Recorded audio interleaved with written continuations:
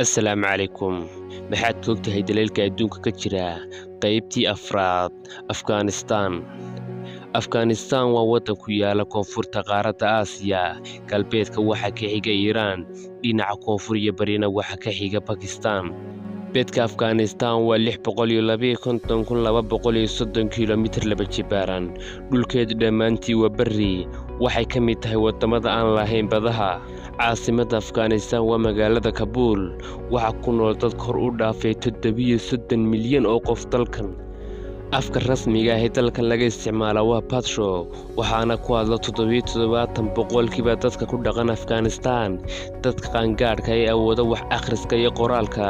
ayaa u dhigma 37.3% wax soo saarka dalkan ee sanadii 2017 waxa lagu qiyaasay $20 bilyan haddii dhaqaalaha intaas loo qaybiyo dadka ku nool qofkiiba waxa ku soo hagaagaya $572 sanadkii dalka Afghanistan waxa uu leeyahay keydka ugu badan adduunka ee macdanta lithium waa dalka labaad ee haysta xaddiga ugu badan ee macdanta naxaasta ee kobarta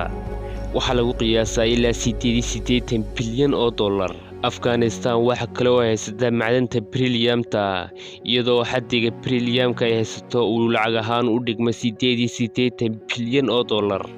bulshada ku dhaqan dalka Afghanistan 9% ka mid ah waxay qabatimeen oo ay joogteen maandooriyaasha noocyadooda kala duwan 40% dadkaasi waa haween sida uu sheegay wasiir ku-xigeenka caafimaadka ee dalka Afghanistan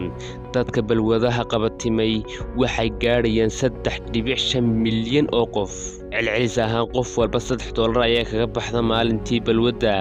dalka Afghanistan ayaa soo saara 85% maandooriyaasha ugu khatarta badan adduunka ee loo yaqaan afyum